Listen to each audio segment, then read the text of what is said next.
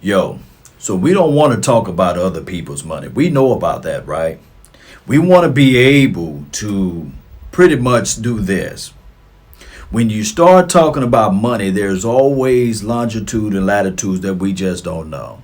Now, Emmitt Smith came out today and said that, hey, Dak Prescott should take the America's team's discount. Now, I will say that's a whole nother subject. That's a whole nother topic because when you think about it, it sounds good when somebody says that.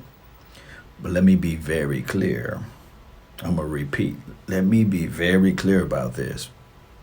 When you start taking a discount, the other market for the other quarterback's going to look at it and say, oh no, oh no. Just because Dak Prescott did it doesn't mean that I should do it. On top of that, when you think about this, Cowboy Nation, what if Dak Prescott go down week 3? You think those endorsement deals would still be there? What if Dak Prescott split his shoulders in half? You see, you think those endorsement deals would still be there? Or Dak Prescott sent out a wrong tweet or somebody, dare I say, sully and denigrate him by framing him on some nefarious deals?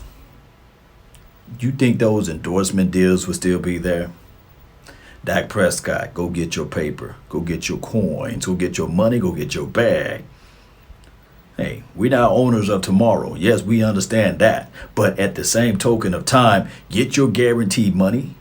This Dallas Cowboys team got enough money to pay everybody. Got enough money to pay Amari Cooper. Got enough money to pay Dak Prescott. Dare I say, got enough money to pay Byron Jones. But when you listening to this in crowd, and trust me, Emmitt Smith is a dog at heart, you see. I love Emmitt Smith to the moon and back. But at the same time, him giving financial advice, Dak Prescott, don't listen. Listen to your particular, I got to say this, listen to your agents, man. Listen to them. They the ones look at contracts every day. Continue doing your job. Sit back, enjoy. It's a roller coaster. That's what it's all about. That's what it's supposed to be about anyway. Roller coasting this thing all the way around. Because when you look at the total picture of everything, you can say to yourself, man, these owners will be still here while you long and gone. You see, these owners will be making billions of dollars with a B while you still trying to figure things out in life. Don't listen to what these people are saying. Make your paper, get your paper, and think about this. Everybody else saying that, well, Dallas Cowboys got the best market out here and as it relates to marketing and beyond and you being able to get these endorsements. Those other players get endorsements. It may not be the same, but they get endorsements. It's kind of equivalent to somebody working at Chick-fil-A sitting there, you should take a pay cut since we already know you're going to get the best hours. You're going to be off on Sundays. You should get a pay cut and make what somebody else is making. It don't work that way. It don't. Because you could be working at Burger King. No. You earn your time. You earn your grind. You shine. Also, Jason Witten said he would like to come back and play another year. That's a story of a different day. Also, in other news, too, the fake news that we glad to hear and glad to know that is fake news, the Amari Cooper situation, we know that, gun violence and those type of things, as it relates to Dallas shooting, we got to really look at it because, Dallas, there's a lot of stuff that goes on in Dallas, but we glad that was fake news, what have you. Amari Cooper did say on Instagram that he's okay. Everything is okay. I'm alive. Also, there was a list out there. Cowboy Nation, I do know that we value lists. We look at people credentials and we say, man, especially when they got that blue check mark by their Twitter name, everybody give them extra praises. But this was before blue check marks exist. I'm talking about Gil Brandt. He came out with his top 5 quarterbacks, not top 10, not top 2, but top 5. And on that list, everybody know. Starback number 1, Roger the Dodger number 12. Nobody's going to wear number 12 ever for the Dallas Cowboys. Let that sink into y'all mental. About something else, a story of a different day. But he got on that list. Number 5, Tony Romo. One can argue and say Tony Romo, the fifth best quarterback in Dallas Cowboys history. Are you crazy? He's not number one? He's not number one? What is going on with Gil Brandt? Number two is Troy Aikman. Some people can say Troy Aikman, he got the most rings, but I guess he's not putting this criteria on how many Super Bowl rings you bring to the table. I can argue this too. If the Cowboys didn't sully the water with the coaching situation, if Tony Romo, the only thing that's separating Drew Brees from Tony Romo is head coaching. Only thing that's separating, dare I say, Tony Romo from an Aaron Rodgers is a coach, you say. We can go back and forth about this, about the head coaching and the Dallas Cowboys' decisions as relates to coaching. But I will say this, Cowboy Nation, I will. When we think about this total picture, Tony Romo, number 5. Then number 4 on that list is, dare I say, Danny White. Law. Who in the world do Gil Brandt have on number 3 as the greatest Dallas Cowboys of all time? The sun not even set on this guy yet. Rain Dakota Prescott. How?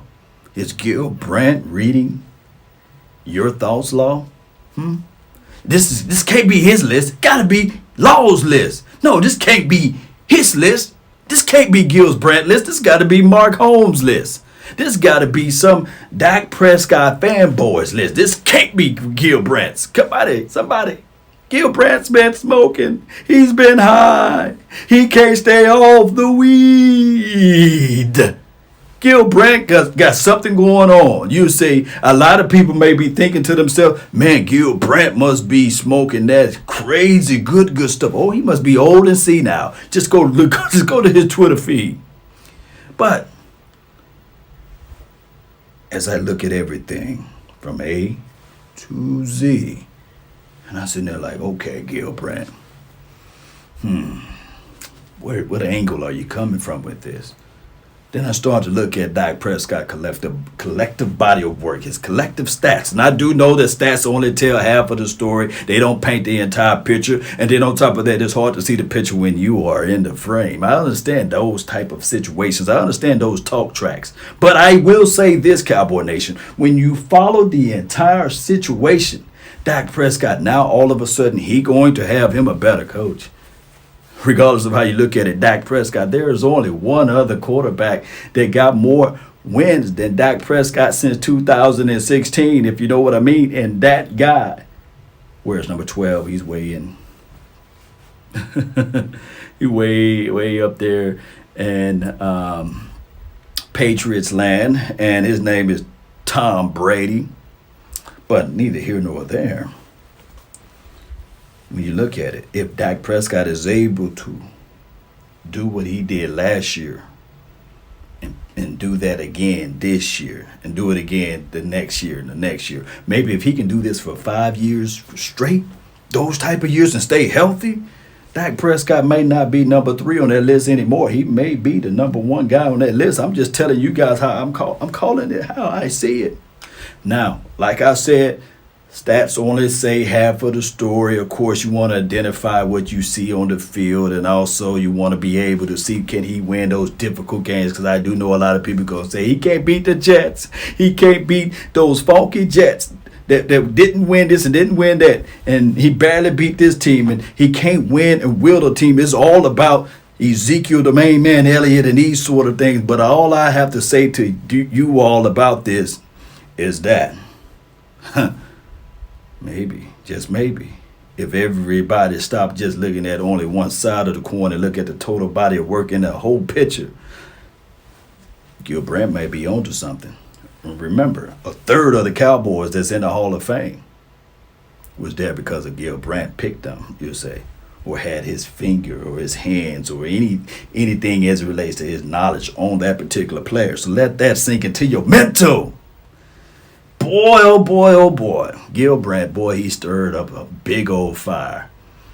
We will see, though. We will see how all of this thing transpire all together. I want to know your thoughts, Cowboy Nation. I want to know how you guys feel about Gil Brandt, how you guys feel about Emmitt Smith speaking out, about Dak Prescott should be able to take these endorsements, should be appreciative of what he got. I want to know your thoughts about that. Reliable coming back. And also Jerry Jones leaking out the information for the nation on Byron Jones' contract. Remember, Jerry Jones know what he's doing. Hey, I got land on the moon for sale. You guys are buying. The moon is made of cheese. It's good. It's yummy. Come buy it. Prime real estate in Florida. You guys are buying. That's Jerry Jones. He's a salesman. That's what he does. But he also know how to sell it to water and say, hey, Byron Jones wants 16 mil. Oh, Dak Prescott wants 40 mil. You see. And don't tell us the whole entire story, but just pieces of the story. You see. And that's what he does. You see. So let me know how you guys feel about that. I do know that news is news, and the off season is long. We just want to see what we're going to do in free agency. We want to see who's going to be that high spotlight player in the combine, and we also want to see what they're going to do in the draft. You see. But Jerry Wayne Jones is Jerry Wayne Jones. Post me your thoughts down below, Cowboy Nation. That's been my time. I really thank you all for yours. And remember, you're listening to nothing but the best. Let's go. Let's go. Let's go. I'm out. Peace.